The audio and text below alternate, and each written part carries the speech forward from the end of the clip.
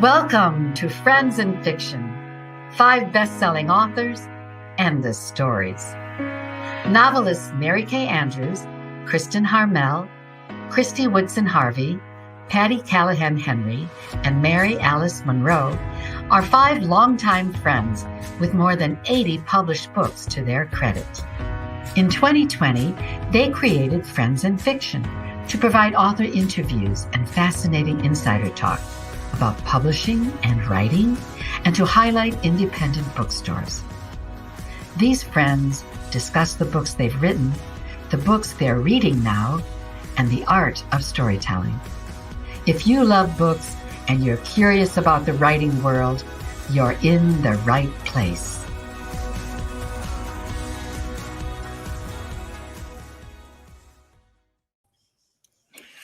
Hi, everyone. Oh, this is my favorite screenshot ever. Right. I hope Okay. someone takes a picture of this. Oh, okay. It is Wednesday night, and it is not just any Wednesday night. It is Friends in Fiction night. And it is not just Friends in Fiction night. It is our 1-year birthday party. We did it. Welcome. I am Patty Callahan Henry. And I'm Mary Alice Monroe. And I'm Mary Kay Andrews. She doesn't know who she is. I can't recognize myself with the glasses. Oh, that's it. I'm Kristen Harmel. And I'm Christy Woodson Harvey. And this is Friends in Fiction, 5 Yay. best-selling authors, endless stories to support indie bookstores. Tonight, we are thrilled to welcome the indomitable and #1 New York Times bestselling author, Jodi Picoult. Tonight, we'll be hearing about the deep research Jodi does for her bestsellers, including her latest book, The Book of Two Ways. We'll visit Egypt and talk about her inspirations for her work. We'll talk about what women's fiction really might mean. And of course, we won't let her get away without a writing tip.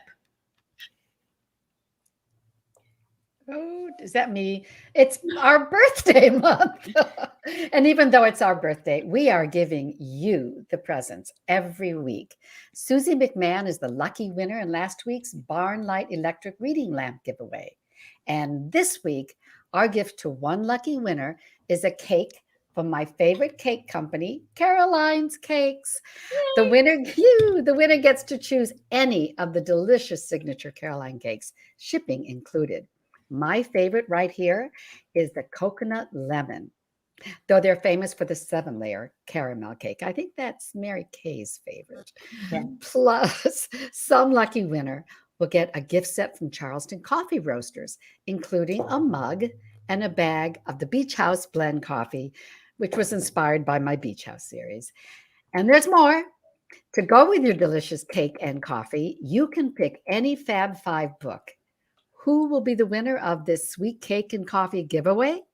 Find the entry form link on our Facebook and Instagram and in our newsletter, and enter before Sunday and eat cake, be happy. Oh, so tonight, after the after show, will be more than our usual after show. It will be a birthday party. So we have a video to show, and make sure you stick around because it'll be at the after show. And who wants to miss a party? No one. Not me. Not me. No one. But now, before we dive into the rest of this stuff, let's take a minute to thank our sponsors, our partners, Mama Geraldine's and Page One Book Subscriptions. We adore them both, and the code FAB5, named after the 5 of us, will get you a discount on both websites. We'll be telling you more about them later on in the show.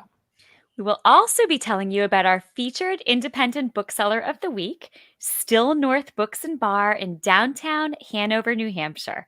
The link is above the video, and it is also posted under announcements on our Facebook page.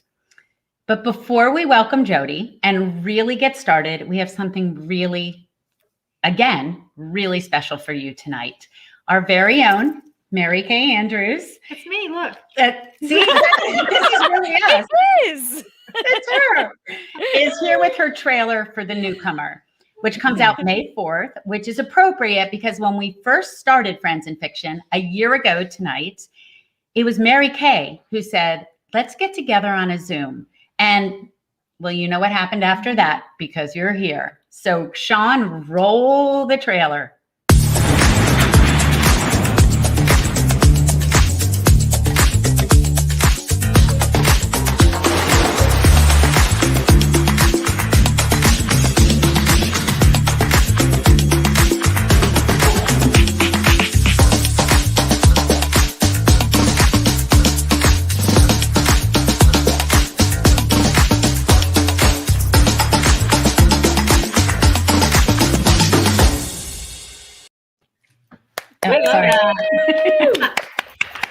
Sorry. The newcomer will be out May 4th. It's some mystery. It's some romance. It's set on the Florida Gulf Coast, which happens to be my hometown.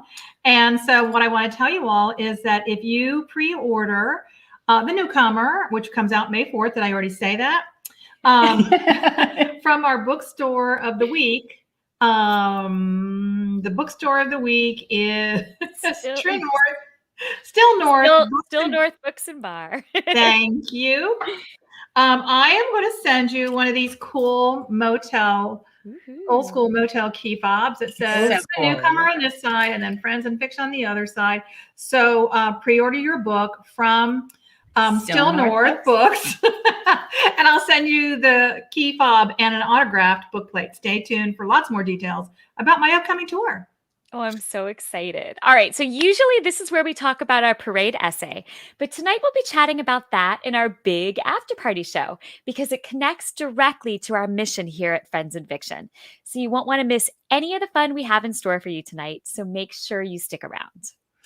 And now let's talk about our incredible guest, Jodi Picoult.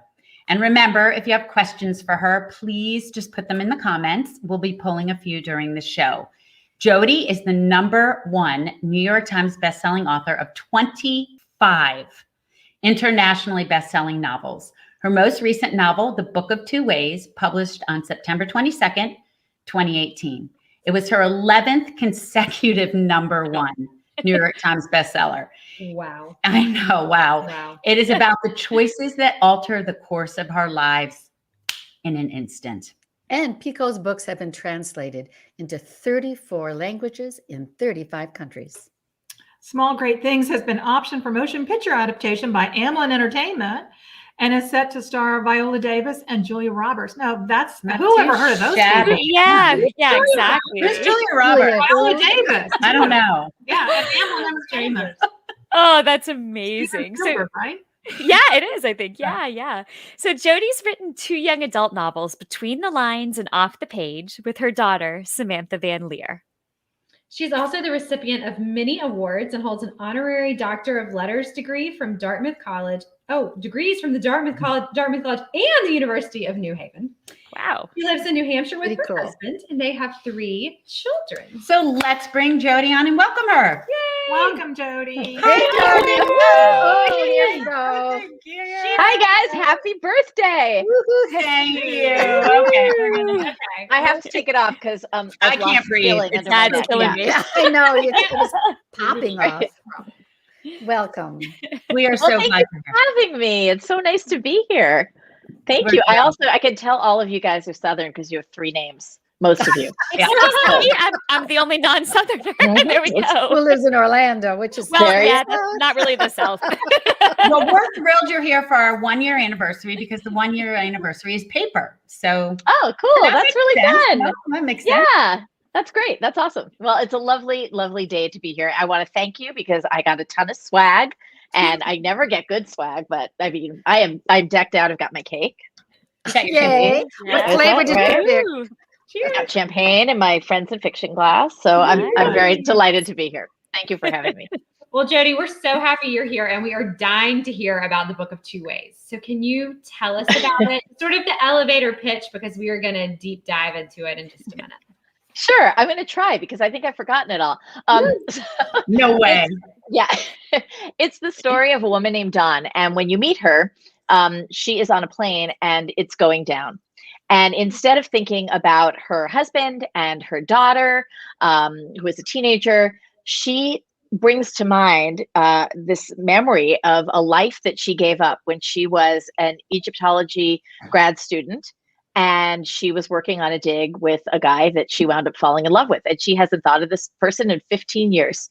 And when she actually survives this crash, she is given a ticket anywhere she wants to go, because that's the way it works when you survive a crash. And right. And at that point, the book splits into two different alternating chapters. One that shows you her life in Boston with her husband and her daughter, and one that shows you her life in Egypt if she continues to go there and to to speak to this guy, Wyatt, who meant so much to her, and to finish a life that she didn't get to finish because of life circumstances that changed that. So it's really a book about, who would you be if you weren't who you are right now? Which is, I think, a question, ironically, that we've all been asking ourselves. We've all kind of wondered this past year, what if this year hadn't happened? What would I be doing? Where would I be? I mean, I never planned to publish a book during the pandemic. None of us did. Yeah. But, in thinking about it, this felt like a very resonant book because I think a lot of us have had those questions. I agree. So True. I love that idea. Who would you be if you weren't who you are right now? Like, just take a hook, pull me in, done. And I bet nearly every single person here or listening has thought about that why in the road, about an alternate life, about a life not chosen. One of my favorite quotes about that is by Cheryl Strayed, who wrote Wild. She has that great book about Dear Sugar, and somebody wrote a letter and her advice was, I'm going to read it. I'll never know, and neither will you, of the life you don't choose. We'll only know that whatever that sister life was, it was important and beautiful and not ours. It was the ghost ship that didn't carry us. Ooh, I love that. I know. I love that. Right? Yeah. So I kept thinking about that when I listened to it, and I kept thinking, what was the spark for the Book of Two Ways? Was it this idea of a wine life? I'm dying to hear about the spark that set the origin story of this book. Well, the origin story of this book is a weird one. The weirder, the better. So that's what we're all about. So I have 3 kids, and my oldest is 29. And when he was at Yale, he was his major was Egyptology. He's one of the 10 people in the world who can read Middle Egyptian, and so he very cool, right? So he came home one day and he was translating a book, during a vacation. It was an assignment, and it was called The Book of Two Ways. And I said, "Well, what's that?" And he said, it's an ancient Egyptian funerary text. And many of us have heard about the Book of the Dead, which is actually called in Egyptian, the Book of Going Forth by Day. Well, this is kind of a precursor to that. It's from a little bit older, in the Middle Kingdom of Egypt. And it was basically found in a certain place in Egypt, the Middle Egypt, in the bottoms of cedar coffins of nobles and their wives and their families. And it was basically a how-to guide of how to get, once you're dead, to the afterlife. How do you get to, the next world? And in the Book of Two Ways, what they posed is that you could go on a land route or you could take a water route. And there were all kinds of obstacles that you would face. But no matter which one you took, you would wind up at the same place. And it's called the Field of Offerings. It's the ancient Egyptian version of heaven. And so I loved that concept. I was like, wow, the Book of Two Ways is a great title for a novel. That was literally as far as I got at that moment. And I always thought I wanted to write a book like that. I wanted to write a story where I could mirror the actual literal Book of Two Ways in the text. And I wanted to go to Egypt and I wanted to do research, and I booked a trip for my family. And that was the summer of Arab Spring. And no one in America was going to Egypt. So we canceled the trip. And years later, my son got married, and his former thesis advisor came to the wedding. And I said to her, I really still want to write this book. And she said, well, I'll take you. And so a few months later, I got a very private, very academic tour with one of the foremost Egyptologists in this country, Dr. Colleen Darnell. Wait. And the really cool thing was that, if you go to Egypt now as an American, they're going to take you to certain places. You're going to go to Cairo, you're going to go to Luxor, you're going to see the sites, but you're going to skip entirely over Middle Egypt because there have been a lot of terrorist things that have happened there. And so Americans don't usually go there. And we had to get permission. We had to go with an armed guard. We had people with like really old machine guns driving us in a Jeep. We had to have, security with us at all times. The government had to give us permission. And I got to see these rock cut tombs, which are exactly what my character Dawn and her former love interest, Wyatt, would have been studying back when she was an Egyptology student. And in the book, Wyatt has gone on to have the career she didn't, and is now the head of this university Egyptology program. And he basically took a discovery that they uncovered together 15 years earlier and has now brought it to its final point. And so it was really fun to see it firsthand. And the things that surprised me the most about being in Egypt were that I always think about Egypt as dusty and old. Yeah. And when you go into these tombs, the paint is vibrant and it's like yesterday. It's like the bottom of my hair. Wow. It's so bright, you know, and you just aren't expecting that. I thought it was so beautiful, and it was really fun to be able to see it from an academic's point of view, and also to learn how a dig has changed in 15 years, because technology has completely revised the way Egyptologists do their work now. So I got to write about both of those in the book, which was super fun. That's It's really kind of like cool. Indiana Jones, you know, like a modern day Indiana Jones. But I feel like when you said that's a great book title, the universe said, I'm not giving up on you. I'm going to send this thesis advisor to the wedding because you said it and now you're doing it. Yeah. And your patience paid off. What a tool. Yeah. I mean, I'm sure you guys have had that too. Don't you have books that just ideas that just stick in your head, like, you know, like a fishbone in your throat? It's not a good feeling. You've got to somehow get it out of you.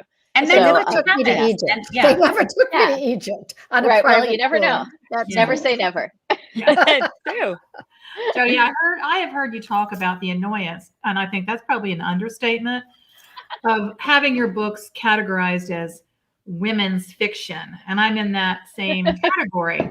You've said, I think this is in part due to this very arbitrary distinction about what women's fiction is. A book that examines the relationships between people or families is called women's fiction. If it's written by a woman author. And if it's written by a man, it's called groundbreaking.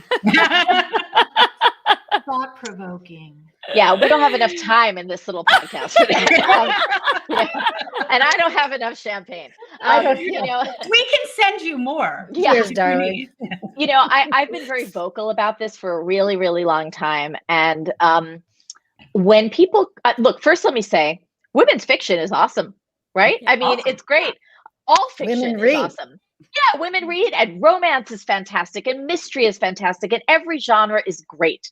But when people call a book women's fiction, what they're really saying is a woman wrote that book.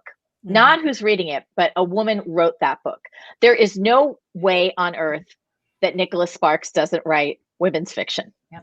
Yeah. But even he will describe it as love tragedy. I don't know what that is, but you know, that's his thing. And love yet, tragedy. I'm not making this up. And honestly, that really upsets me that women tend to get pigeonholed because of the things they write, as if it is, you know, incredibly Not worthy. No, like I don't know why it's a major miracle for a male writer to have both male genitalia and a heart, but apparently it is. And I don't think that women are the only ones who read my books. And in fact, I was so tired of being called a women's fiction author because I knew it wasn't true. I tracked my fan mail for 3 months, and 51% of my fan mail comes from men. And they all start, they write, and they're like, I'm sure I'm the only man reading your books. And I'm like, it's okay, honey, you're not. You know, You're but there's there's a sensitive side. That's it's all. not even that. I mean, there's some books it really I write isn't, is it? yeah. I mean, there are some books I write where I wonder how on earth you could consider my book chick lit or, you know, a beach read, because like Small Great Things is a great example of that. When they called that a beach read, I was like, wow, worst vacation ever. You know, because if you're picking up a book that's about racism in America, you know, it's not a walk in the park. And there's not even a kiss in that book. And I'm amazed at how easily pigeonholed women are. And I don't think that's right. I don't know why we assume that women should read both men and women, but we allow men to say, well, I only read male authors. That's ridiculous. Yeah. Bravo. Well said. I look at my husband's library on his reading device, and it's 99.5% male, unless he accidentally reads an author with initials. Yeah. You know? Yeah, with initials. Right. Yeah. Right. Slid one past you there. Yeah. Right. Jodi, each week we support an indie bookstore, and this week you've chosen Still North Books in Hanover. Yeah. Tell us about that store and why it's special to you. So it's in my hometown, but what's really special to me is because it's brand new. By that I mean, they opened months before the pandemic. Oh no. Oh, Yes. no, And yes. Oh no. yes. no, And yes. amazingly, Wow. Alec Levy, who is the one who opened it, has managed to keep it going, to have, books that people order, and they put them in little bags and they're waiting for you. And I just really, I hope she sticks around for a while. So I wanted to do the absolute best that I could to support her. We Good hope for she does you. too. Yeah. Yeah. Yeah, that's great. So the link for Still North Books is above. And remember, you get 10% off with the code FF0421. It is so important to keep supporting these locally owned stores. We talk about this every week, you guys. So now, Jodi, I know you are a meticulous researcher. You talked a little bit about that earlier in the show. So I have read that you have met with everyone from NASA experts to a man who spent a year alone in the woods with wolves. You've gone ghost hunting.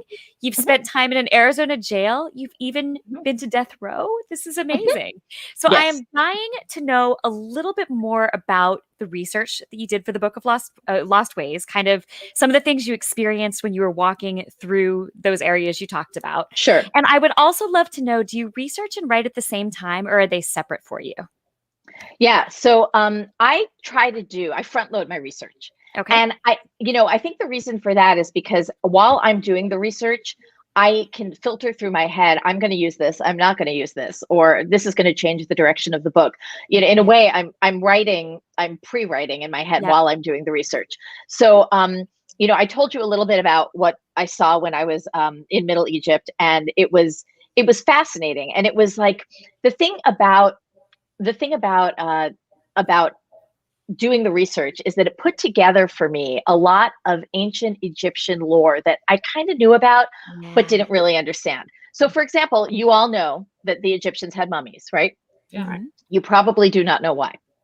No. So, the whole point of getting to the afterlife, if you were an ancient Egyptian, is that your Ba soul would be able to leave your body and go hang out with Re, the sun god, and party all day long and help pull the sun across the sky. And then at the end of the day, when the sun set, Re reunites with his corpse. The corpse is another Egyptian god called Osiris. He is the lord of the netherworld. He's the guy who, kind of like Hades, but Egyptian. And the reason that's important is because the whole tomb and the body act like a battery. Re cannot power himself up for another day across of pulling the sun if he doesn't charge up at night with his physical body. Okay, so they have to unite. And Re and Osiris are like flip sides of the same coin. It's very much like Father, Son, Holy Ghost. It's like one big package. Yeah. So the whole point of a human death is that you wanted your soul to hang out with the gods. And that meant that your soul every night had to power up with your body. How do you make sure your body survives eternity? You mummify it. That's fascinating. Right. Wow. I did not So- know that, and I feel like I know a lot about Egypt, and I did not know that. Yeah. So, I mean, like that stuff was super, super cool. But that was only half the research, and actually more like a third of the research. Okay. I also wound up doing research about quantum physics because my life wasn't hard enough. And that was really, really hard for me because I'm not a math person. And so to be able to explain quantum physics and Schrodinger's cat to people who might not know anything about physics required me to understand it. And since Dawn, my main character, is married to a quantum physicist, and he studies parallel universes and the idea of multiple lives, which of course weaves very beautifully in with the idea of the way I structured, this book is 2 lives.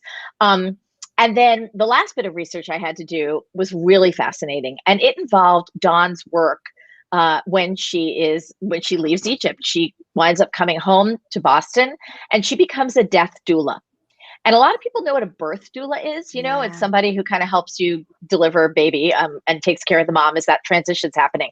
A death doula is the opposite. They help people leave this world. They do exist. It's a real thing. And I met people who were death doulas, and I spent a week shadowing a hospice chaplain. And it was amazing. It was such a privilege to be at the end of somebody's life when they don't have a lot of time to realize that they're sharing it with you. And what I realized was that a couple of things. Nobody wants to be remembered for the way they are at the end when they're sick or frail or old. They want to be remembered for who they used to be. And what they really want is to give you a story, so that you keep it in your hands and your heart. And as long as your story is kept alive, of course, you're still here. They also are just literally the same things the Egyptians worried about that you see all over their tombs and in the hieroglyphs and in the Book of Two Ways is, how do you have a good death? That's a question that we're still asking today. And remarkably, 4,000 years later, the answer is still the same, and it's have a good life. Figure out for yourself what is a good life. And again, I don't want to drag us back to the year 2020, but I think we've all learned a little bit about what matters. Yeah. That's so true. And I love that idea that you put so much into the research, into the facts of it, but it leads you to these core observations Sure. that get to the heart of who we all are. And I think that's what, I don't know, that's really what makes your book stand out. It's very just interesting to hear your process. Yeah. It's really fun. It's fun to do it. And I always learn a ton when I'm, researching. And it's funny because when I was writing during this past year, I was doing as much research as I could on Zoom, like everybody else, right? Because that's what we were doing. And the one thing I had to do live was learn how to be a beekeeper. And I was like, all right, how am I going to pull this off in the middle of a pandemic? And I found this guy who, is a beekeeper, was willing to teach me from 6 feet away. I had a mask on under my veil, and that was how I spent a season with him learning about bees. Wow. That is so cool. Wow. Yeah. For me, it's really, I love being able to do it. It's the most fun part, I think, of writing. I agree. The research. Well, Jodi, I've read that you say it takes you 9 months to write a book, almost exactly the same every time. So was it the same for this book? And also, do you have a routine that keeps you to that time, or does it just work out that way? So it's, when I say 9 months, that's to the end of a first draft. Right. And, even when I add it up, it usually still winds up being about 9 months. There are times that it's different. This book was, I don't know if it took exactly 9 months, because I had to go to Egypt at a time when this academic could go to Egypt. So I had to pause everything and do this chunk of research for 3 weeks. And then I went to Texas, actually, and I was doing research with hospice people. And so I had my research was in clots, and I was forming everything else around it. But there are some books just don't take very long, and some books feel like they take forever. And when I add it up, it still seems to be 9 months. I don't think it's driven by anything except, kind of my writing schedule, my touring schedule, and my production schedule. Yeah. Okay. Yeah. But there is something very gestational about it, for sure. Is there a certain place that you have that you like to write the most? Your office? This is it. You're in my office. This is it. Oh, Yeah. nice.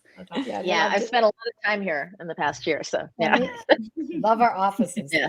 Okay, I'm going to move over to another one of your accomplishments, and that's all right. There's so many. I mean, we'll just tick them off as we go through the night. But this one really blew me away, and that's that you've written not one but 2 musicals. And the new musical, Breathe, Everybody Breathe, is going to have its virtual world premiere on May 14th. So y'all, you can order your tickets on Jodi's website right now. Yeah, It's very exciting. Cool. And you wrote the other one with Samantha, your daughter, Between the Lines. Right. And so tell us about the musicals, first of all, and what it was like, to write a musical, but also to write with your daughter. Yeah. Well, so those are 2 different questions. Writing with my daughter to create that YA series was really interesting. It started when Sammy was 13 years old. She is 25 now. So it started when she was 13, and I was on a book tour, and I remember exactly where I was. I was in traffic in LA, and she called me up and she said, I think I have a really good idea for a book. And I was like, okay, hit me up. And she said, well, what if every time you closed a book, the characters inside it had lives and personalities different from who they were in the book? And what if there was a teenage girl who was really kind of quiet and had a really crappy home life, and she was obsessed with a kid's fairy tale because the prince who was illustrated in it was really attractive, and she felt like his circumstances really spoke to her. And then one day, so did he, and he wanted out of his story as much as she wanted out of hers. And I was like, cool. Wow, I have a genius child, because how many of us are still waiting for Mr. Darcy? We're all in love with our literary crushes, right? And so I said, we're going to work on this together. And she was a kid. She had a day job, which was school. So we wrote it on the summers when she was at home. We wrote right here. She had a chair like mine, and we would take turns typing. And we spoke every word out loud. We wrote the entire first book We toured 3 continents when she was 16. She's the so only person in cool. my family who knows what a book tour is like. And That's and she cool. was like, I'm done. I was like, no, you're not. We wrote a cliffhanger. And she's like, no, I'm really done. And she went off to college. And she calls me up that September and she's like, so I've been thinking about the sequel. And I'm like, yeah. She's So, hooked is what she is. right. And so she and I actually wrote the sequel from 10 a.m. to midnight because that was the only time she had free via speakerphone. And Oh, yeah, that's and pretty so cool. we toured for, again, we went on tour for that. And I will say that she is a teacher now. She's a 4th grade teacher, but she went to Vassar. She wrote a creative thesis, and she's actually taking a year off to write. And so I have every expectation that you can have her on your show next year.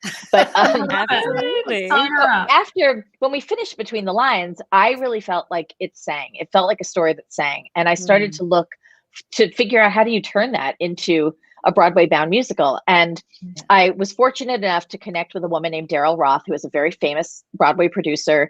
She did Kinky Boots. She's won over a dozen Tonys. And she loved the book and she wanted to pull together a team to do this. And she wanted to teach me how to write a musical. And I found the songwriters who were brand new, just out of something called BMI, which is kind of like a crucible for musical theater songwriters. And on the strength of the music they wrote for Between the Lines, they were actually hired by Disney. So I was like, oh, okay, I picked good people. And and then she brought in a book writer. The book writer is the one who writes the libretto, the script. And this is a guy named Tim McDonald. And Tim was great because Tim was like, I would love for you to help me. And he didn't have to do that. He literally could have said, bye, it's mine now. And because of that, working with him, I learned how to write a musical. And not only that, but I also learned that he's kind of the brother I never had, and that we just fit like that. And so we loved working together so much that we actually said, what else are we going to do next? And so, not to correct you, Mary Alice, but we have 3 musicals. So we then wrote, I wanted to write something, to adapt something that I hadn't written the source material for. So we got the rights to The Book Thief by Marcus Zusak. Oh, no. And, you did not. And that is, that was supposed to debut this year in the UK, but we pushed it a year because of COVID. So you'll see that next year in the UK. And then during this entire pandemic, right away, Tim and I talk all the time. So I said, someone's got to tell this story. Someone has to make sense of this pandemic. And it felt right to start with theater, because what is theater other than being in an individual seat and having the same emotion as the person next to you because of what you're seeing? That's how we all felt in lockdown. We were all feeling the same thing, but we were all very isolated. And we decided to come up with 5 different vignettes that were, that looked at different couples and how the impact of the virus on their lives, their families, their health, on the nation, and they range from a rom-com and from things that are funny to things that are devastatingly heartbreaking to the story of the racial unrest in this country. They come to what it's like to have to homeschool your kids. I mean, they range all over the place. And what we wanted to do was to involve as many musical theater writers as humanly possible, because nobody was working. So we collaborated with 5 different songwriting teams. Each of them worked on a different vignette, and they're all interconnected. And then we hired 5 different directors and a supervising director. And we knew that we couldn't perform this live because we're not allowed to do that yet. So what we chose to do was to film it quite beautifully in a theater, an empty theater, with the empty audience lit like it's basically, a character. And we're showing you the last reading basically for the authors. And because of COVID, this is a beautiful thing, our cast is insane. We have Kelly O'Hara and Brian Stokes Mitchell and Danae Benton and Matt Doyle and Max Clayton and Daniel Yearwood from Hamilton and T. Oliver Reed. And it's like, it's an A-list of amazing people. And the music is phenomenal. And I promise that when you finish watching it, what you're going to feel is hope, which is what we all need right now. So I do hope that people will get it. Tickets are available. Go to Jodi's Tickets website, available now. May 14th. That is super. Yeah. Can I ask one and you don't have to watch it on the 14th. You buy a ticket and you stream it anytime in the next 2 months. That's cool. Oh, well, that's good to know. But I have one quick question. I'm sorry. We know not writing a novel, and we always talk about how writing a script is so different. Yes. So is writing a musical that kind of different? Yeah. So the difference between writing, as you probably would say, writing a book and writing a script or writing a screenplay is the difference between taxidermy and paleontology, right? Because a screenplay is creating a skeleton that everyone's going to layer over, and your layers of the director and the set designer and the actors. When you write a book, you have to create everything in 3D. So I approach any kind of libretto like that. The other difference, though, is that music takes the place of words. Often, music is not very good for getting information across, but it's really good for getting feeling across.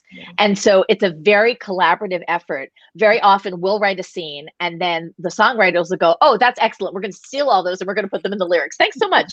And they do that all the time, or vice versa. So it's really fun because it's a give and take, and it feels like you have 5 brains working instead of 1, which I really love. Because as you know, we have very solitary lives as novelists. So the collaborative element is what I really love about making theater. And it does require you to think in a different way. And for me, when you're a novelist, you kind of want to show off. You want to use a phrase that makes someone go, oh, that's beautiful. When you are a librettist, you want to go away. If you do your work well, the songs are seamless and nobody even notices that you're the one who organized them or who created the structure. So it's a very different kind of writing, but kind of fun. It's enlightening. Thank you. Yeah. Okay, Jodi, we have this amazing community who are pouring in their questions right now. Yay! So, Mary Alice, could you ask one of the ones that came in already? I will, and I'm sorry to my sister-in-law who wants to so badly ask you a question, but I can't find it. This one is from Lynn Proser-Coomer, who says, what book or author has had the most impact on your life, and how has that influenced your writing? That's a great question, and the answer is Alice Hoffman. Alice was the first book that I remember reading outside of college that I wasn't assigned, when I got to be a reader again instead of a student. And I loved her writing because she makes writing look so effortless and so easy and dreamy and all the magical realism in her, but it's just so beautiful. Her writing is so beautiful. And for years, I was like her number one, stalker fan.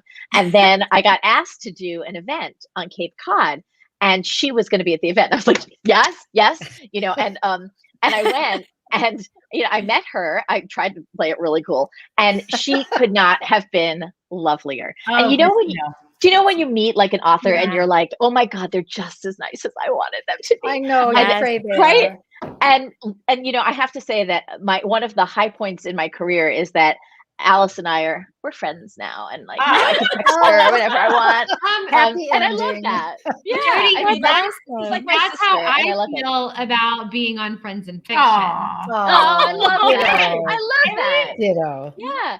I mean, it's real though. The friendships that we make with certain writers, because we have an experience that other people don't have. I think they're really, really important. And I love Alice. She's just a wonderful human being and an incredible writer, obviously. So she's the one for me. So Christina Palmer says, Jodi, I love your Twitter account. And I do too. I follow you on Twitter. Oh, God. It says, you kept me sane during the last 4 years. Did Twitter keep you sane too? I don't think Twitter keeps anybody sane. Oh my God. Twitter is like the cesspool of social media. But I don't know about you guys. I find that I use my social media in very different ways. Yeah. So my Instagram, I don't even know. Usually it's my dogs or something on my Instagram. My Facebook page is mostly run by the publisher and is really about book stuff. And Twitter is where I maintain my Twitter, and I'm very political and I'm very outspoken. And in fact, very oddly, I spent the entire day trying to explain to the state of New Hampshire that I don't want to run for governor because I'm being recruited. I am not kidding you. If you go to my Twitter page, Jodi, run. We want your book. No, I won't be able to write if I'm a governor. It has been a very strange day. That's all I'm going to say. So I shouldn't have to say that, but apparently I do. I will not be running for governor of New Hampshire. I love it. Well, Diana Kuhn McGoldrick wants to know if your son has read. I'm sorry, I'm doing this. It's because the questions are way over here and I can't see them. But she wants to know if your son has read your book, and if so, what did he think? Yes. So you're talking about my son, the Egyptologist, I'm sure. And And yeah, Not my a other son. future governor. Yeah, get that screenshot up on Twitter. Oh my God, that's awesome. So yeah, Kyle has read the book. In fact, to Kyle's great chagrin, Kyle had to read the book before it was published to make sure I wasn't messing up on any of the spellings and translations of the hieroglyphs. So I think he was not thrilled that he was roped into that. But you know, it's, what can I say? It's, I guess, a caveat to being Your my mom. child. But Yeah, yeah, your mom. exactly. Yeah. What a great built-in fact checker. That's wonderful. Yeah, I know. Rhonda Parrott would like to know, she says, you attack some pretty heavy life events in your books. Are you ever nervous how they will be received? So I just don't have a lot of F's left to give. I mean, I think that's the only. Okay, we have to remember that one. Say that again. I don't. I've gotten to an age where I'm like, you know, take it or leave it. And I honestly, I do write about really challenging things. And what I hope I do in my books and what I strive to do in my books is to make sure that if I'm writing about a particularly contentious situation, I will always give you both sides of the story. I'm not going to tell you what to think. I'm going to let you examine your own beliefs and decide why your beliefs are what they are, you know? But I think I'm very equal-handed in that, and to the point where, for example, when I did Spark of Light, which was about abortion rights in this country, I have been asked multiple times, "Are you pro-life or are you pro-choice?" I can't tell, and I am 100% happy to tell you, you know, what I am, and I happen to be pro-choice. But I also recognize this is a really fraught issue, and nothing is black and white. Women's lives are thousands of shades of gray, and that was the point of the book.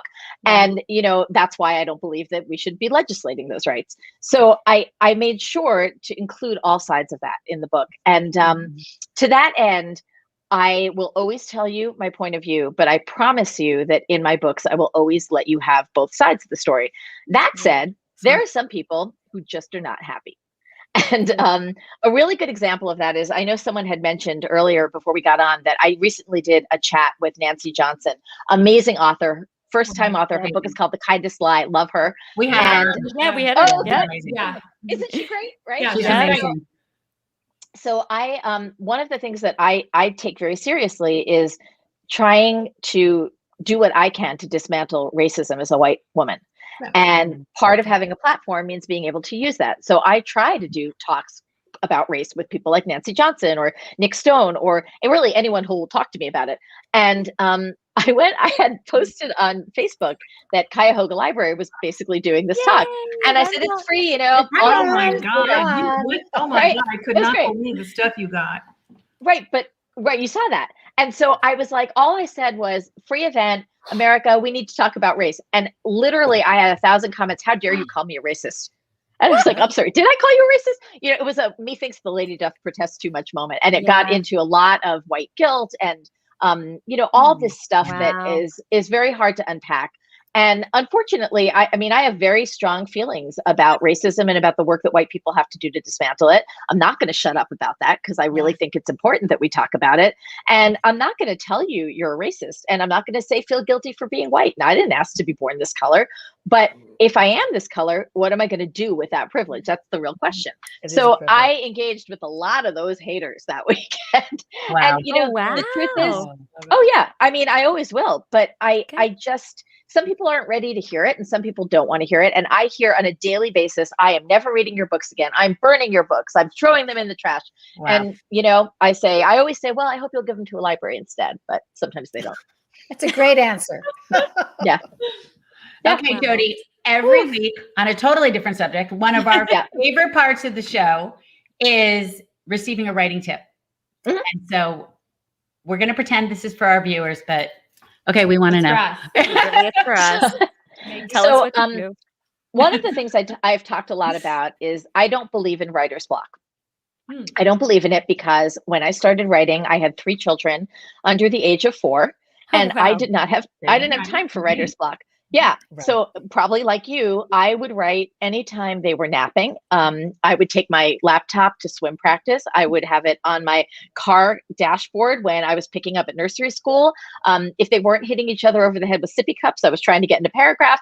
Any spare moment I could, I was writing. And then, of course, a miracle happened, public school, and I had 8 hours a day to write. and that was great. But I still behaved the way I did when I had no time. And for people who think about writer's block, I want you to imagine being in college, how you couldn't write that paper. And then miraculously, the night before it was due, you were able to write that paper. So, writer's block is really for people who have too much time on their hands. And what I've become known for saying is that you can't edit a blank page, but you can edit a bad page. And so it's really important that what you do is put down on paper anything at all, knowing that you can revise it. Because if you put nothing down, you have nothing to work on. And so just sit yourself down in that chair and make yourself start writing and then go back to it. But that's basically the way you work through writer's block. That's awesome. Love it. What a great love tip. that. You can't edit an empty page. Yeah. I love that idea that the challenges that we face at the beginning of our writing careers kind of make us into the writers we are now. I mean, that was a challenge to have to find that We time. literally just had this talk, like an hour. Yeah. No, I really think so, because I was writing on a very tight schedule, a book a year. I had 3 kids. I was the primary caretaker. I mean, I was doing everything that I could to just meet my deadlines. And I think that gave me a rigor now that I keep, even though when I don't need it. Yeah. That's amazing. Yep. Jodi, do you have a book you could recommend tonight? Yeah, I'm kind of excited about this. It's coming out next week. So all of you can go and order it right now. And it is by Chris Bojalian, who is a lovely guy. Yeah, do you know it? He's coming. Yeah. He's coming here. He's coming? About it. Yes, Good. We know what it is. The Hour of the Witch. Yes. And here's why I love it. I mean, he's kind of like, he's the reverse of the question that Mary Kay was talking about when it was about women's fiction. He's a man who writes women really, really well. Really well. And really well. And I don't think he is as well known as he should be. And I've always maintained that. He's also a lovely human being, I have to say. Yeah. He's just the nicest man. But so The Hour of the Witch is actually set in Puritan New England, right? In Boston, and is full of it's a total look at at what life was like for women back then, and particularly what an abusive relationship looked like. And I was reading this and I was like, oh my God, I cannot believe this. First of all, I couldn't believe how much research she did. I was blown away by that. But also that so little has changed. That an intelligent woman is a scary woman. And that still has not changed. Yeah. You still get to call her names. Yeah. Call her names. Comment on her brain. Comment. What does he say? Her husband says, you have white meat. White meat in your head. Like cheese. Or something. Yeah. No, it's white meat. It's like gravy or like cheese. Hush up now. Hush up. Yeah. And and that is so threatening to men, women who can think. And I love that we are a lot of women, and we think and we see you. Ooh, I like the way you ended that. We see you. Thank you for recommending that, because he's going to be our guest on the 28th. So I'm so glad. You'll love him. Come for that and get the book now. I have a book to recommend, and it's an audiobook. Everyone knows I love audiobooks. And this week I have Faye Far Away by Helen Fisher. And it's a really cool book. It's if you love the time traveler's life, you're going to love Faye Far Away.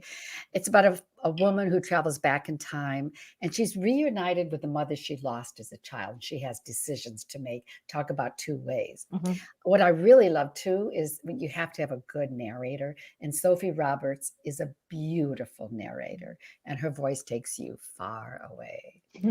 That's awesome. It sounds great. I would like to recommend tonight Little Pieces of Me, which just came out yesterday by Allison Hammer. She was actually on our show, I think, back in January when we were talking about debuts. This is her second novel. It is, I think, even better than her first, which I would not have thought possible because I loved her first. It's beautiful. She's a gorgeous writer. It explores some fascinating issues. And I just so highly recommend it. She's just such a good human being, and it just comes through on every page in this book. Little Pieces of Me, Allison Hammer. I can't wait to read that. And Jodi, I loved The Hour of the Witch so much. I wrote Yeah. it the minute I finished and was And like, you were like on the plane texting us. I was texting all She was of like them. texting You us. have Yep. to read She's like, this. hurry up and read Yep. it. Hurry up and read it. Yeah, Yeah. because he speaks from her point of view the whole book, and That's Yeah. awesome. it's astounding. Yeah. I would love to suggest to everyone, I know we've talked about it, but my dear friend Paula McLean's book came out yesterday, When the Stars Go Dark. And Paula, as you know, is the author of The Paris Wife, but this is a genre switch for her. It's a thriller, Yeah. and it's astounding. Okay. All right, Jodi, please stick around. Don't go anywhere for the birthday party, because we have one more question for you, and it's one of our favorite questions. But first, we have to tick through a couple things. We want to remind all of you out there to check out our podcasts. We have a couple new ones that have just popped up, so go check those out. And don't forget to join the Friends in Fiction Book Club. It's the official book club hosted by our friends Lisa Harrison and Brenda Gardner. And Patty will be visiting on Monday to talk about her book, Surviving Savannah. Yay! And go grab her book club kit off her website. And she'll see you there on Monday. And next week, they're going to be reading my new book, Under the Southern Sky, which comes out next Tuesday. I'm so excited. That would be days from now. That'd be 6 days days from now. And Patty and I was Ooh. You're so good. I don't even have one with me. Yeah, we don't even have one. We just did the first event. It was so fun. It was so exciting. You can pre-order from your favorite independent bookstore, preferably, or wherever books are sold. And we also want to give a big thank you to our amazing partner, Mama Geraldine's, whose cheese straws are out of this world, and who my personal favorite Cinnamonies are my favorite road trip snack. So I have a ton of them packed. I actually have the little mini bags for pretty much all of my tour events. So if you come see me on tour, you're probably going to walk away with some Mama G's. They are amazing. You can get 20% off of your orders on their website, mamageraldines.com, with the code FAB5. And don't forget to, as long as we're talking about pre-ordering, I got to toot my own horn. I hope you will remember to pre-order The real thing. the newcomer. I don't have the real one yet. Yeah, nice. And I hope you'll do that tonight, because we now know what Jodi told us, that we've got a new bookstore tonight, and at new bookstores, it's so hard to get them up and running, and to find their place in a community. And so of course I want you to pre-order my book, but I want you to pre-order everybody's book. Yep. And the great thing, the only good thing about the pandemic just about is it's made us all aware that we can order books from anywhere we want. Yep. And that's just an amazing thing. And okay, next week, 7 p.m. Eastern time, we're going to have we're just partying this whole I know, month. this is a party month. Right. Celebration of the launch of Under the Southern Sky. She's got some big surprises in store for all of us. And then the next week, guess what? Chris Bajalian. Yeah. Great. As we talk to him about his stunning new book, The Hour of the Witch. And I can't forget to thank our partner, Page One Books, where you can also use that same code FAB5 to get 10% off your first subscription.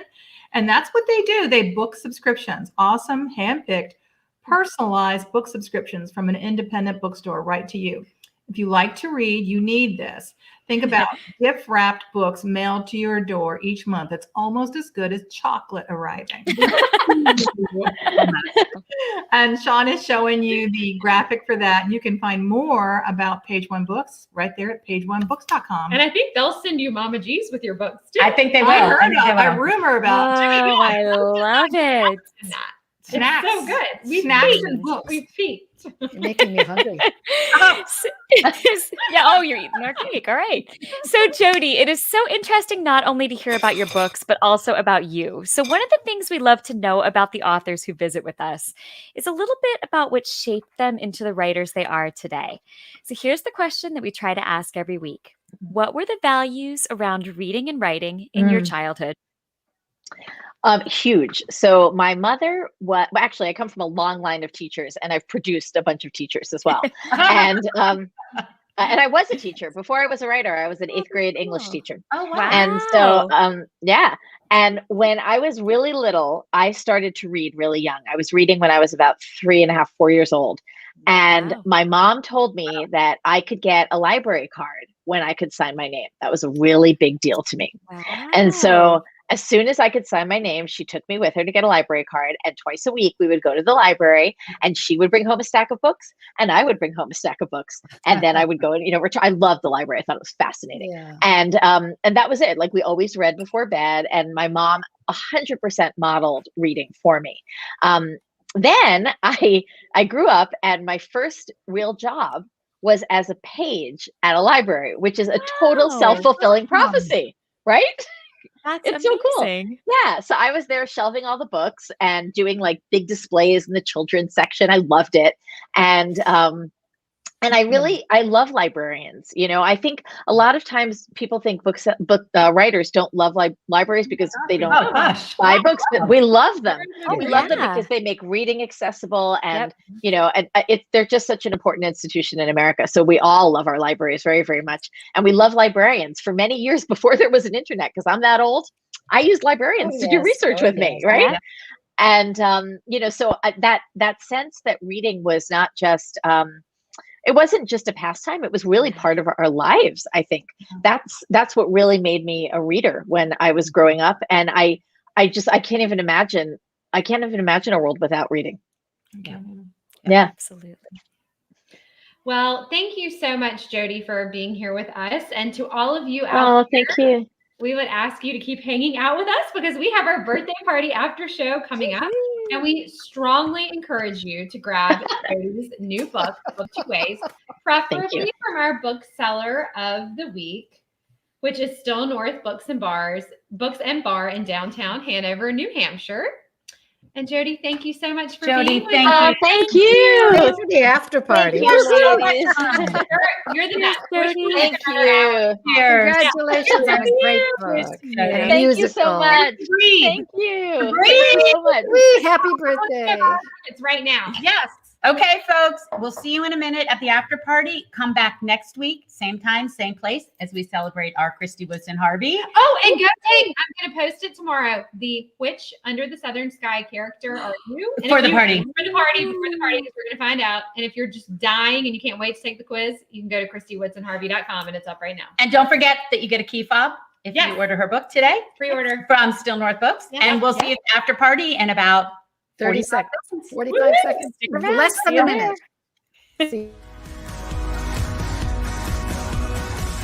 Thank you for tuning in. Join us every week on Facebook or YouTube, where our live show airs every Wednesday night at 7 p.m. Eastern Time. And please subscribe to our podcast and follow us on Instagram. We're so glad you're here. Good night.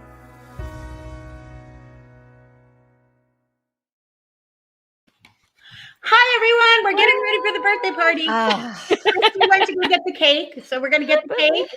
And we are so lucky tonight because, first of all, was Jodi she was great. Yeah. Oh, my gosh. Yeah. She was amazing. And great job, Patty. That was excellent hosting. Oh, that was so much fun. You guys carried it. So, sure. And then the top right drawer is a match. Yeah, a lighter. We are so lucky that tonight, Meg Walker, our managing director, who we could not do this without, is going to join us for the birthday party. That's right. So Meg, come on, baby, join us. Meg. Hello. Oh. Did you drink too much champagne? Did you forget to bring Meg on? I know you're there out at her somewhere. desk. Where'd she go to? Sean, where's Meg? Where's she at? She's not here. Oh my goodness. I wonder if she thought it was a different link. Maybe she'll be right back on. Okay. So, all right. Kathy, why don't you tell us about the great giveaway? Okay, the great giveaway. Last week, we had a great giveaway with our friends at Barnlight Electric. If you follow me on Instagram, you might have seen that we've got a bunch of their lighting at our Tybee Island Beach House. And so we gave away last week. There she is. Hi. She looks surprised. I thought, I thought it was a different. No, same place. Here we are. Okay, let Kathy talk about the giveaway, and then you get to talk, Meg. Right. So our friends at Barnlight Electric gave away a custom retro desk lamp and signature Friends in Fiction colors, teal and white. Those are our team colors. Team colors. Yes, I love it.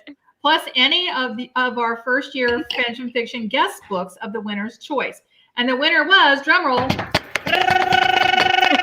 Susie McMahon. Congratulations, Susie. Congrats, Susie. Okay, Meg, take it away. Part. No. But no. Well, why don't I talk about I'll talk about this partnering. This for our party, we are partnering. Okay, you've been seeing me eat this all day. Look at this, guys. We're partnering with Caroline's Cakes. I want you to see my decorations. Can y'all see the guys? Oh, cute. Cute. Oh my gosh, you put swimmy people Oh, in man, it. Alice, I have those guys. They hang on your wine glass. They I hang have on your those. wine glasses. I thought they were going to hang on the cake. That's my favorite, Caroline's Cake. And the winner will get a Caroline's Cake of their choosing. And the Beach House Blend coffee named after my Beach House series with this really cute mug. Do you know that's a turtle? Do you see y'all see that? That's a turtle. And plus any Fab 5 book of the winner's choice. So if you've never had a Caroline's Cake, I don't know how, because it's the best in the world. You really have to try one. As I said, my favorite's coconut lemon, but they're famous for their 7-layer caramel cake. That's and it what I'm goes eating. perfect. That's what you're having? It's so good. 7 layers. And it goes with the sweet cake and coffee giveaway, goes with the book, and the entry form link is on our Facebook and Instagram. And in our news, 1 year. Oh, now well done. There we are. 1 year. What flavor is that, Meg? Mine is a rainbow cake. I can't wait to cut it open. Ooh, how pretty. Ooh, yeah. So good luck, everybody, and enter before Sunday. Okay, do we All get to right, blow our Meg, candles we out? are so happy you are here, Meg. We are so happy. I'm happy to be here too. But my original first line was, "It doesn't matter what I had to say anymore," because we moved on. So No, start I out. We know. want to hear you. We want to hear you. I'm just, that it's so nice to be with you. And I'm so grateful to everyone here and to all of our followers. And I was then going to cue Mary Kay to talk about our giveaways, but we've already done that. So I'm happy to be in the front of the stage and not the backstage. Oh, it's Y'all okay. have to know we could not Beautiful. do this without Meg. No way. Meg is She's the our glue. boss. Meg is the glue. Oh, thanks. You She's the guys. glue. And we got my Friends in Fiction champagne flute and my I'm so excited. It's swag. Okay, can we blow our candles out, guys? Okay, And ready? we have to make a wish. Okay. Oh, Okay, here we go. We have the coconut. Happy birthday to us. Happy birthday to us. Happy birthday, Friends in Fiction. Happy birthday. Oh my God, that's so good. Thank you, So Caroline. good, right? Oh, the Okay. frosting's good. Oh, thank you for the happy birthday. Okay, so the week of April 19th, we have a giveaway coming your way from our sponsor, Mama Geraldine's, who you hear us talk about all the time. One lucky winner that week will get a 12-pack variety case of Mama Geraldine's cheese straws and cookies, plus a Friends in Fiction wine tumbler, just like the one Jodi was drinking out of tonight. So stay tuned for that. That is going to be our giveaway next week, which coincidentally happens to be the launch week for our very own Christy Woodson. Listen, Harper. Who knew? Who knew? I had noticed.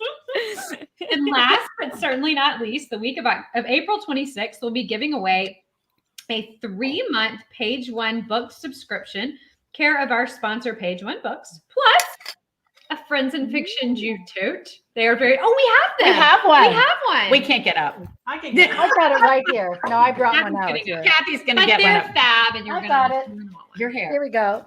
Okay. Couldn't even tell because I can't. Oh, there we go. Mary Alice. just said, way to go. Sensational. Very nice. I love it. I really love this. I do. There you go. Me There too. you go. I threw a few extras in my car, and I was like, gonna take them. I'm gonna pack with them. So maybe you can get one from her on book tour. And in case you haven't met him, we want to introduce you to our tech genius, our guru, the wizard behind the curtain, the man that makes all of this work, Sean Hettinger. Boy. Yay. No, That's my friends in fiction glasses, by the way. Oh, Nice. yes. I Oh, love I've got it. those too. Before Sean worked with us, he was a lot of things and still is, but he was a viral sensation. Sean, will you show us a sample of your viral sensation? Please. It's what we do. I don't want to bad do mood. this. Do it. Okay, ready? Don't be surprised when this is over. I'm gonna hate your guts for wasting my time, for wasting my time, for wasting all of my precious time. Girl, I've been watching you, you're so lovely. And girl,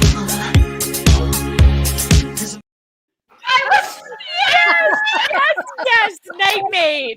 Sean, after the first time that we saw this video in the group chat, we were like, everyone has to come on with double glasses. Amazing. And oh gosh, I that Wait ne- for your children to watch It's that. so good. oh my gosh. Ridicule It's so you. And Sean was just nominated for 2 huge awards for his music: Best Pop Song, Memory, and the El Perdido Go Go Get It Girl. That's our boy. That's our boy. Okay, so the gang is all here. You get the presents and we tell the stories. Tonight, all of us have our cakes and we're going to blow out the candles, which we already did. Sorry. And we are going to do a complete fun round robin of questions. We have had the most extraordinary year. Thanks to y'all. I know I am grateful beyond measure. I want to know everyone, including you, Sean, don't you leave, everyone's favorite memory. Mine, I mean, I have so many, but I have to say that because it's so recent, mine was the Surviving Savannah launch when our beloved Kristen Harmel put on a beard. Yes, she did. That was memorable. And the accent, let's be honest, the accent was the best. I'm gonna choke to death at my Caroline's cake. Oh my God, Sean, I know, Sean, don't tell any bad stories about it. What was your favorite memory? Okay, well, I'm behind the scenes, so all of my great memories are just the nightmares that I'm putting out these fires. But there was one show I was thinking about. I don't even want to out the person. It was a guest who was outside on their phone, and we're just slowly watching the light fade. Oh, I know. And I was just like, please, let's just wrap this up before it's all the way pitch black. No. It did not wrap up in time. It was pitch black. Oh, I remember Oh my that. God, too. Sean, you put up with so much. Okay, Well, Mary Alice. what was Okay, your favorite again, memory? so many memories, and it's hard. But first of all, everyone gave us a memory. When you go back and think of all the different authors, Yeah. they all said something that made us go. Even Jodi, when she talked about that, you can't edit a good page. It's just that moment of, ooh, yeah, that's great. But I'll never forget for me, and it was it's good and bad. But I was hosting, and it was Karen Slaughter. And it happened to be a pop-up surprise for me, wedding for my daughter that night. So I think a couple of us were gone, but I was cutting out. Okay. And then Christy and Kristen hung in there they were the I hosts. was there. Oh, Patty, the blondes. The blonde division. And Karen Slaughter was Karen Slaughter with the pirate hat, the R and the F-bombs. I think the funniest part was just watching all your faces. Yep. It was so good. There she is. Yes. I loved every minute of it, watching it over afterwards. I would like to just note so far that 2/3 of the answers have involved weird things about my face. I'm just saying. If anyone wants to keep going on that memorable. trend. You are welcome, Christy. You're welcome. Well, my favorite was the summit, our first summit this past November at our house at Tybee Island, where we drank a lot of excellent wine, Yeah. thanks to Christy and Kristen. They brought so much wine, we had to have 2 cars to carry it all in. And guess what? It was all gone.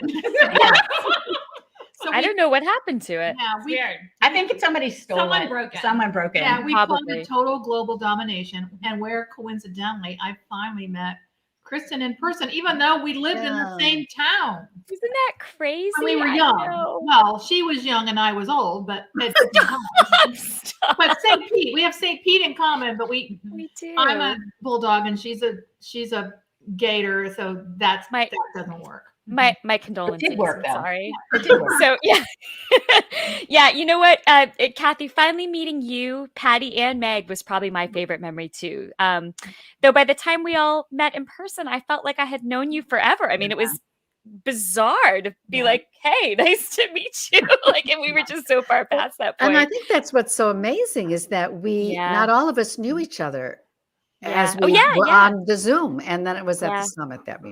You guys, none of us have met Sean in person. That's crazy. Not yet, Sean. We're coming for you. I'm just a figment of your imagination. Might not exist. It's an old studio this big. I'm not a hologram. He's coming for the next summit, y'all. I have Awesome. decided. Awesome. So in addition to that Tybee Summit, though, I would love to say that having my favorite band, Sister Hazel, on the show last summer, especially when they sang to us, was a really cool highlight. That was incredible. It was so fun. And I got such a kick out of Andie MacDowell when she was here, especially her crazy Gerard Depardieu story. As she was telling that, I was like, is she saying this? Is she really saying this? It's pretty amazing. That was actually, thanks for saying that. That was great. She was great. I liked her.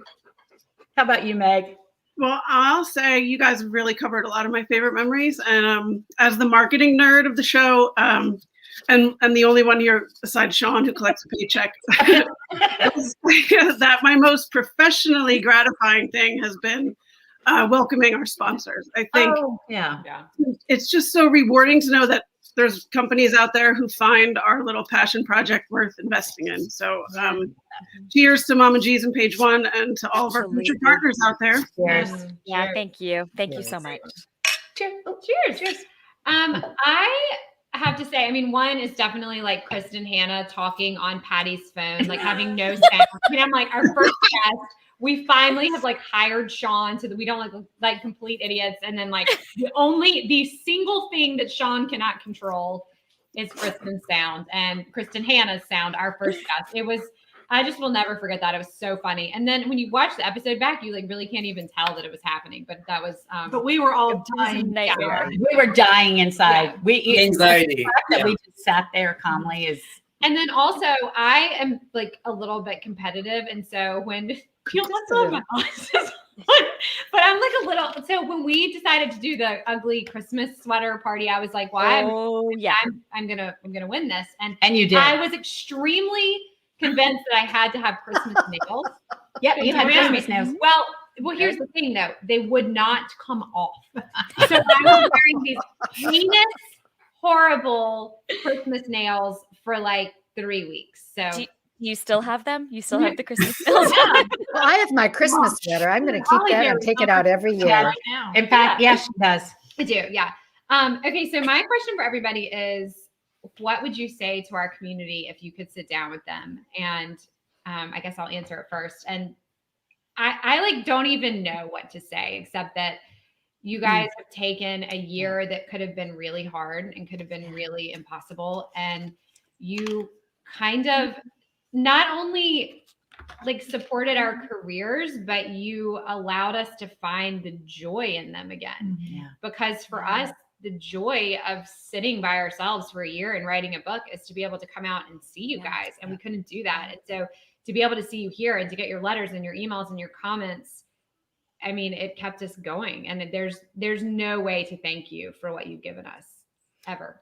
Yeah, I think I just would say thank you and then start crying, which I'm such a crier. I know. I'm such a baby face. Crier. I cried a couple times on the show. That's true. Yeah. You have befriended us and you've befriended each other, which is astounding to watch that you did the Friends in Fiction book club and you grew and you got to know each other. We just ran into somebody today who said, "Hey, Patty, weren't you just in Hawaii? And Kathy, I love your new Coquina." They knew us and we'd never met her, but we knew her. So That's awesome. We have built this community and we cannot say thank you enough. Wait, before we jump to you, ma'am, I want to hear Sean. I want to hear what you would say to everyone. I know you're not supposed to, but I just want to Mic check. That's what he did. Yeah. Well, without all these great comments to pull into the feed, and I'm poring over every single comment in real time, and it's really amazing to see it. But I'm also like a huge fan of it. Like, this is the thing I look forward to every week. This is my favorite thing, and so thank you for letting me be a part of it. Also, don't know, and we love you too. And now, really from the heart, I hope nobody cries. I just have to say.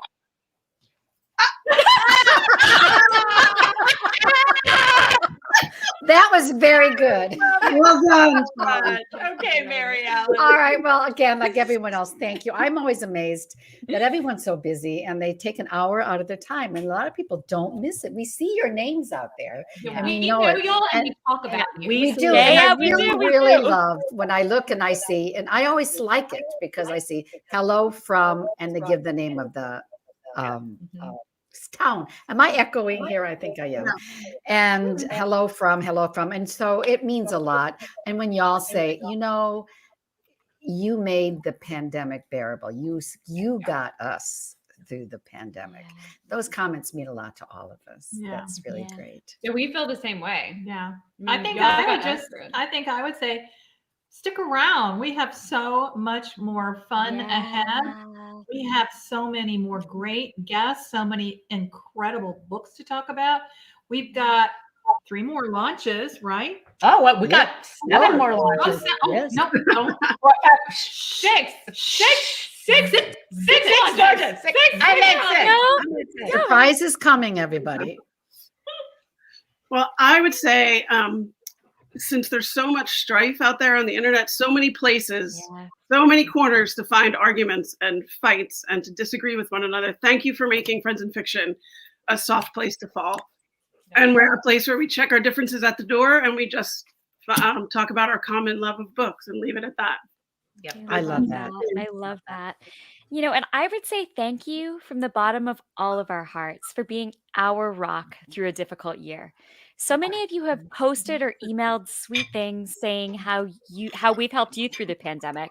But the truth is you've been a lifeline for all of us. So thank you for putting the friends in Friends in Fiction, and thanks for being with us. And as you all know, switching tracks a little, we have started a partnership with Parade Magazine to write a weekly Friends in Fiction column. And this week, it was my honor to write about one of our reasons for creating Friends in Fiction, our love of indie bookstores.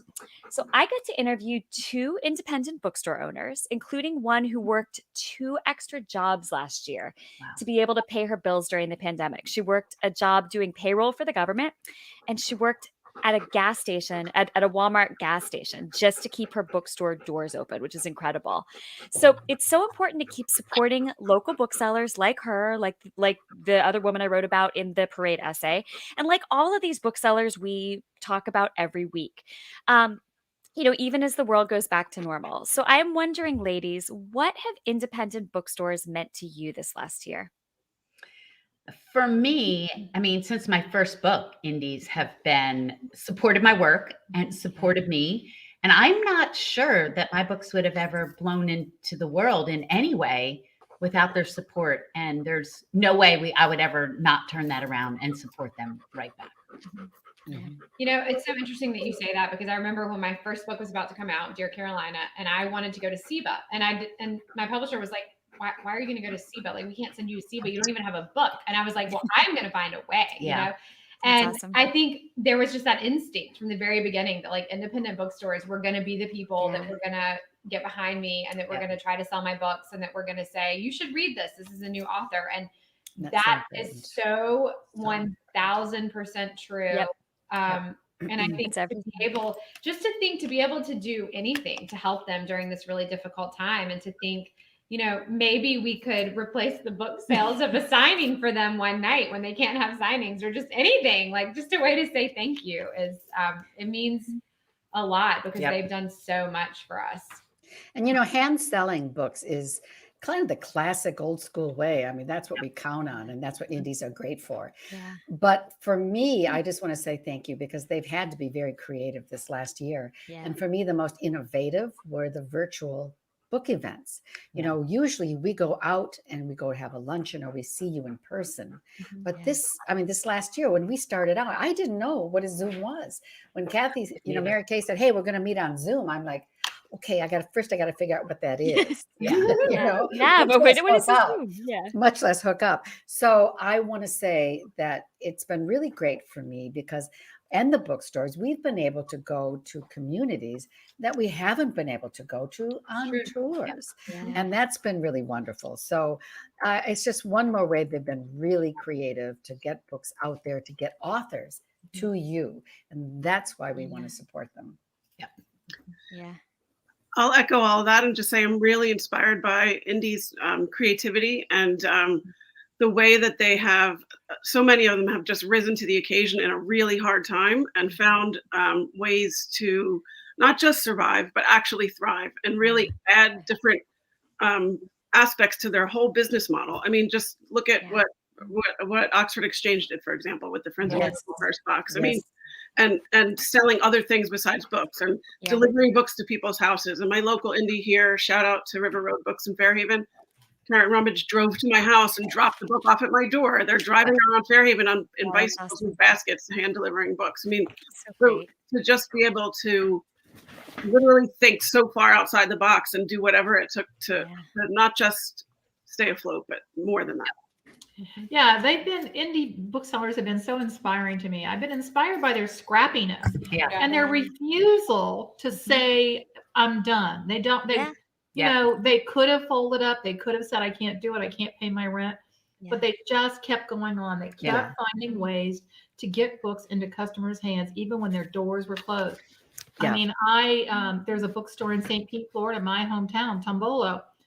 The owner is a bicyclist. She put a basket on her bike and delivered books on her bike all over the downtown St. Pete area. Little Shop of Stories in downtown Decatur on the square. They came up with an idea of bagging books and putting them outside the door so people could pick them up and doing after school pickups. They've just been so creative and it's inspiring to us to say, you know what, if they can keep going, I can keep going.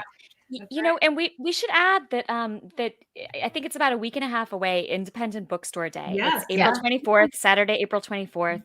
It's a day when the whole country celebrates independent booksellers. You know, so if you thought about making an independent bookstore purchase before and you haven't, or if you haven't in a while, this is a great time to do it, to celebrate these people, you know, who have really kind of kept our literary community alive and thriving. Yeah. Now, my question, of course, you know, I go for the silly stuff.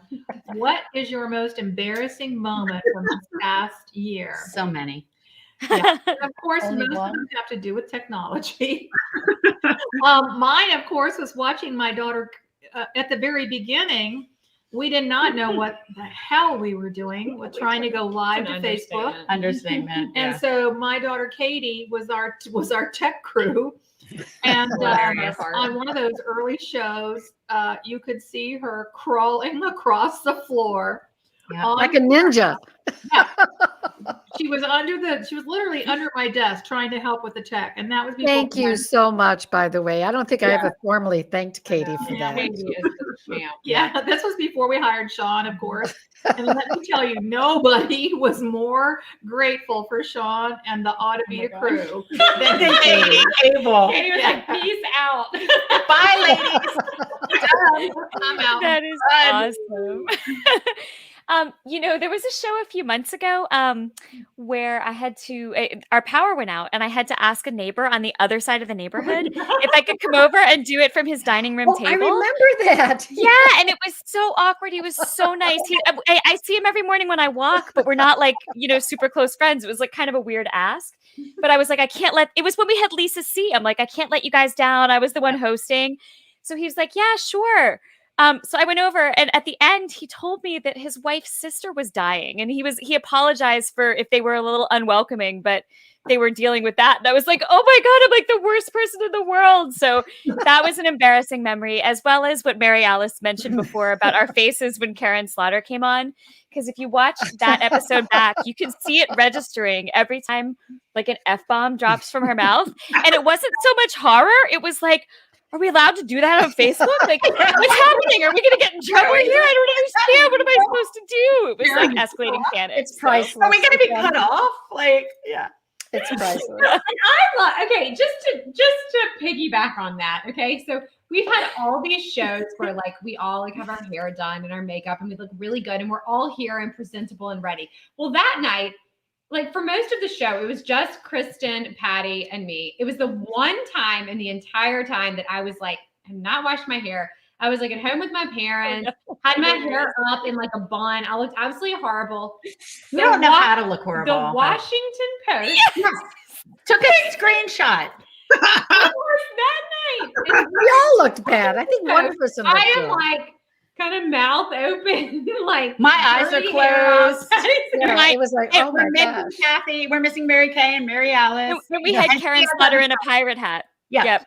I mean, it was That's the women's show that Jodi was talking about. it There you was go. bad. It was But- yeah. Perfect. It was good. Also, so us. I mean, I right? know, Right? I think the reality is that I like want to be embarrassed, but also it just encapsulates who we are. It was just Oh, everything. Yes. that was an embarrassing moment. That was a good one. So one of my most, was that your most embarrassing, you think? Oh yeah. Okay. My most embarrassing was we had one bookseller who everyone seemed to have a very Try hard so time hard. pronouncing So their hard name. we try. And I butchered it. Yes, you did. Mercilessly butchered it. So then I tried to mumble my way through it. I don't think any of us pronounced it the same way twice, but never once pronounced it correctly. And for 3 days thought, Marissa De Los Santos hates me. So, Dawn, can you show us how great we were at that bookstore who I won't say their name? You know, part of the reason we started this show was to support independent bookstores. And you chose one this week, and I am going to butcher the name of it. So I'm actually not even, well, I will. Hokessen Books in Delaware. And I need to remind you that this week's bookstore is Hokeisen Book in Delaware as our featured independent bookseller of the week. Who Now are you'll you? run out or stay put and click on Hokessen Books. Okay, Patty, what is the correct pronunciation? Do we even know it now? Hokessen. Hokessen. Hokessen. Everybody go to Hokessen Books. Now Get a on, book. the only Sorry, bookstore that we Hokessen can Books. use is books and books. Novel books. I know how to say that. Yeah. That was hysterical. That was one But of the our worst best part is books. if you look at Marissa's face, she looks like, what's wrong with you people? Oh, that was trying so hard. And I was straight face. I was supremely confident that I knew how to. You went in. Yes, such authority. Listen. You threw in that German accent. I don't know. I do not know how to pronounce. Okay. Oh my god, that was so good. I mean, I don't know how to say it either, but I didn't have to. So Same. Easy for us to laugh. Exactly. All right. For us to be horrified at their Yeah, At how our dare expense. you? How dare you? All right. Well, for me, I think, I'm not normally on screen, and there's good reason for that. I'm always backstage. And at the beginning of the show, there's this split second where the music plays and you can sometimes see everybody for a half a second. And then one show, Susan Motley was the guest, and by mistake, when we were brought into Facebook, I was still there, and I did not know that I was, and I was not just biting my nails, I was literally like mowing on them. And It's so great. it ended up in the thumbnail of the Facebook image and the YouTube image. And I looked at it and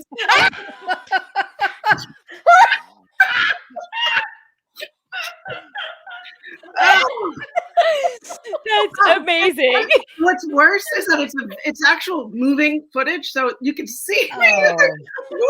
And every time I see it, I'm like, oh my grandmother is rolling over and screaming at this.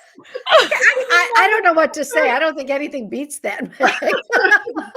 Oh my God. I mean, this round. that is.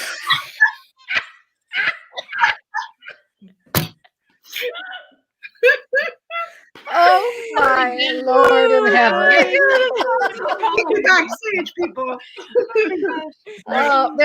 Anything I say now is sort of like wah wah because that wins. But I mean, just over and over again, it just happens so many times when I have, especially when I'm in North Carolina and I freeze, and you're always in that awkward moment. And I remember one night, I don't even remember who the guest was. I must have frozen 10 times. And I kept coming back in. Then finally you get in with the phone and everyone's trying to be gracious. And I think we all decided if that ever happens again, Mary Alice, just stay away. Just stay out. It's easier. I kept popping in like this face from nowhere. Okay, here's my question. We have some classic, really great segments that we have week after week after week. And I'm curious now that it's been a year, which segment is your favorite segment of the show? And I'm going to say, and I know y'all are going to be mad because you love this too, it's the writing tips.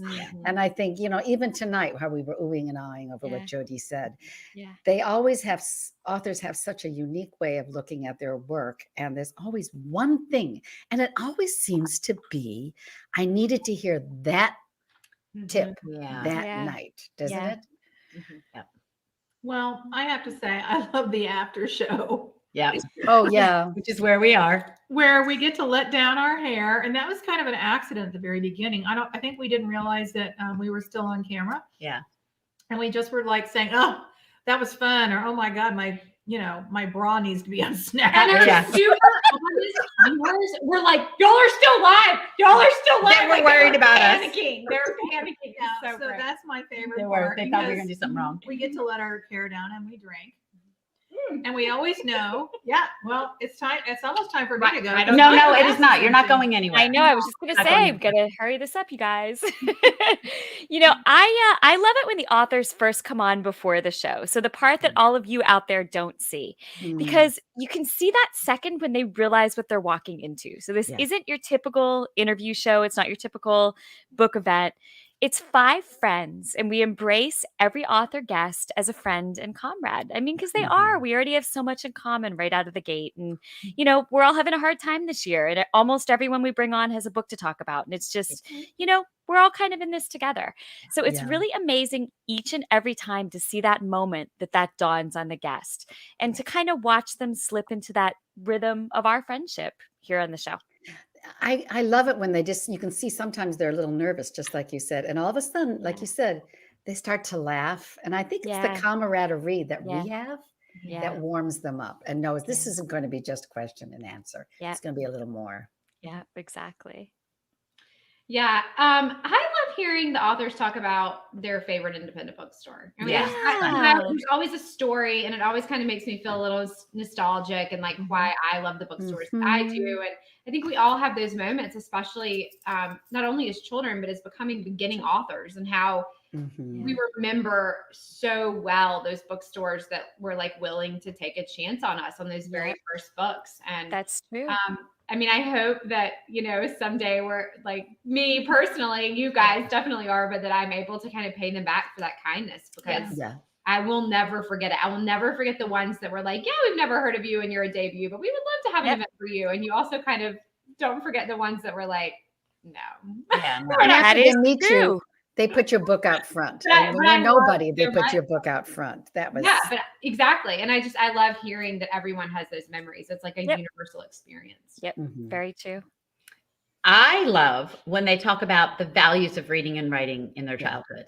It's my favorite question, and I love hearing it's your question. No, it's your question. No, it's because made up that question. I love hearing about who they were before they were writers, and I love hearing. I'm telling y'all, we need to take a poll. I bet it's 85% of the time. Or higher. Libraries. And Jodi did it tonight. Libraries. It's a common running theme. And then there's those actually who have the opposite story, like Etaf Rum, who wasn't even really supposed to be reading some of the books that changed her life, and how books that they read in their childhood and the values around reading and writing actually made them go the other way. I love that part. I got to do something real with her. I'm sorry, this is so off topic. A couple weeks ago, she is nothing's off topic on the after phenomenal beings on the planet, and That's like awesome. we're gonna be best friends shortly. Don't tell her. You think she But knows? it's gonna happen. I think she knows. Okay. I think she knows. Yeah. I mean, I think it's gonna happen. I mean, I'm gonna pursue. You're gonna make it happen. That's awesome. She's amazing. Well, I love when an author catches us off guard by sharing something so deeply personal. And it's happened a bunch of times where I'm backstage and I'm brought to tears by an author's openness and honesty. And it just strikes me as so generous because they don't have to tell some of the stories they tell. Yeah. And it's just really rewarding. And I think the highlight clip reel that we released last week highlighted a bunch of those moments. And I hope you guys got a chance to see that. Speaking of highlights, we don't fish for compliments around here, but again, back to the marketing nerd in me, I really love when our author guests speak highly of Friends in Fiction. And that's happened a few times as well. And Sean, we pulled a little bit of a clip reel of the praise for F&F. Can you show it?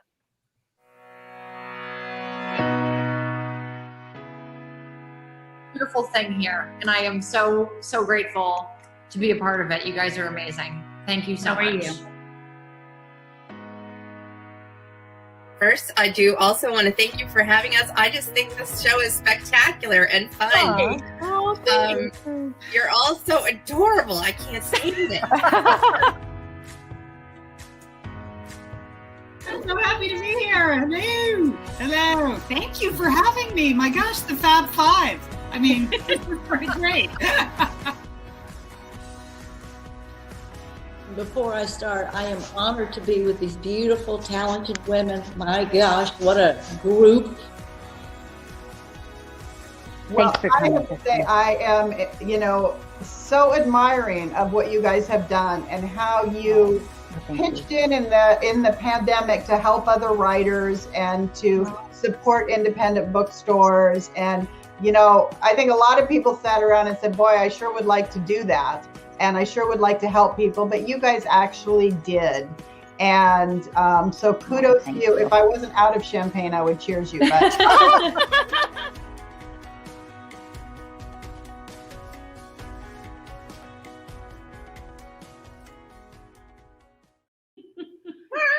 That was awesome. And what a great job Sean does of putting those videos together too. How lucky are we?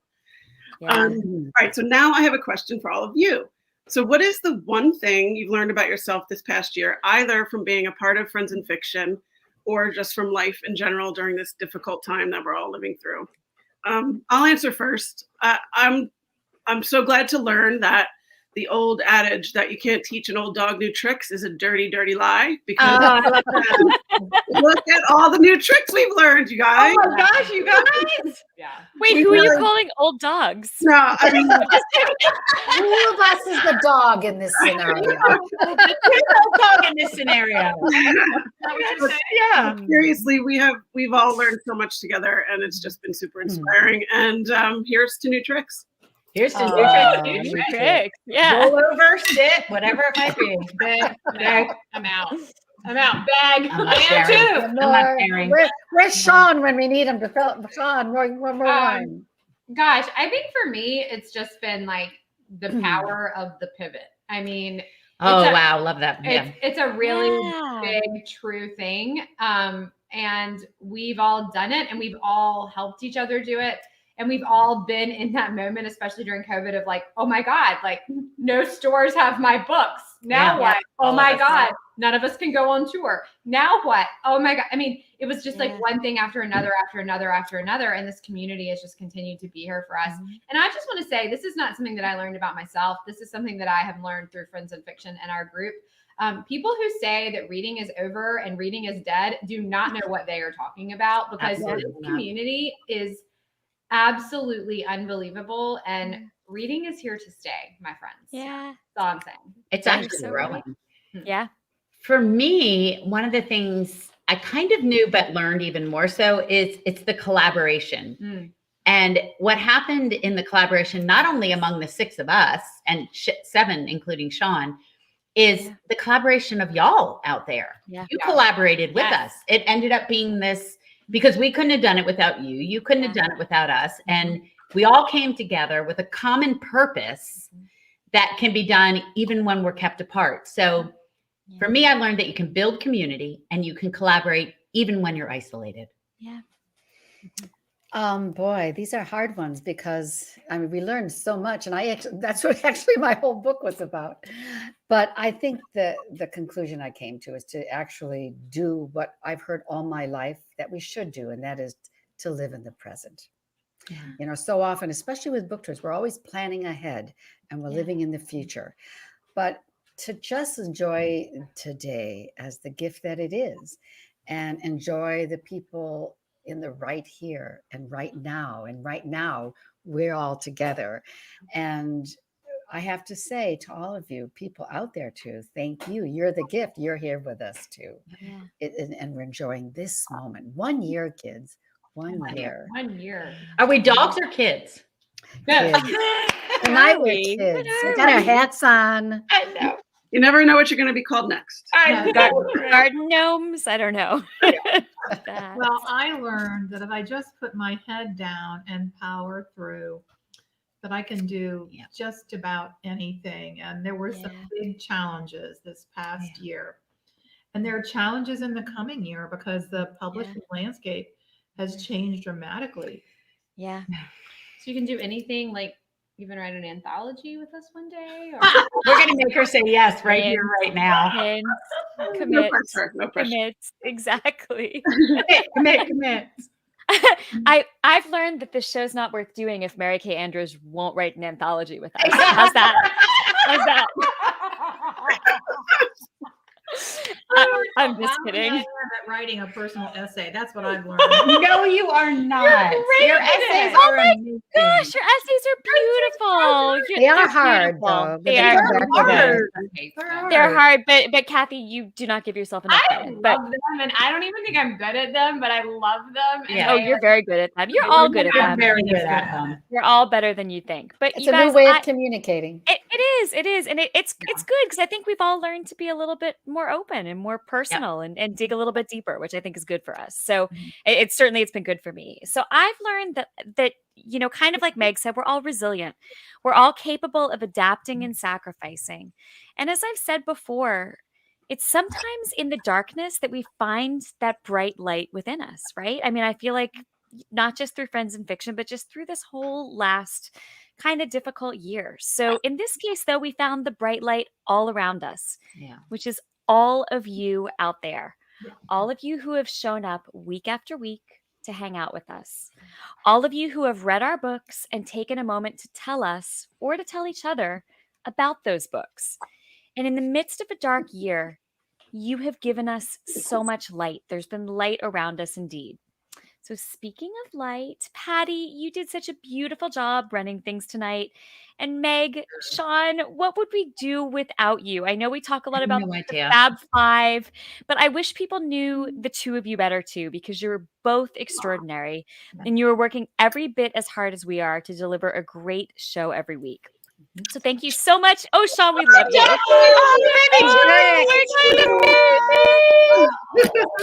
Oh my gosh. Oh my gosh. We got baby Josie. Yes. Okay. Isn't that amazing? So thank you, Sean. Thank you, Meg, for doing all you do. It's just an honor to work with both of you. To my Friends in Fiction sisters, I never could have imagined that something so beautiful, this true and deep and lasting friendship, would have come out of such a difficult time, but it did. And I hope that reminds us for the rest of our lives that there is always light to be found in the darkness. And speaking of light, all of you out there are it. Those of you who show up most weeks, we notice, we see you. We appreciate it more than we can ever say, and you have illuminated our worlds. You have supported us and you have sustained us.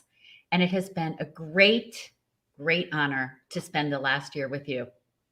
And I want to thank Sean especially for those funny comments you slide by on the banners each week. They always catch us all by surprise. And to Meg for working so hard behind the scenes to make it look seamless. And to all of you for showing up week after week and spreading the love. And as we move into the future, the world will open up, but we'll still be here. And we hope you will too. We have amazing future guests, giveaways, and some special surprises in store in the coming months, starting next week. But most of all, we have each other and we have you. And you have us. The friendship goes both ways. Thank you from the bottom of our hearts for being here. We'll see you next week. Clara Berry's special launch for Christy's new book. Yay. Featuring 2 special guests. Three special guests. Three okay. In the meantime, and 1 cutter outer. I'm sorry.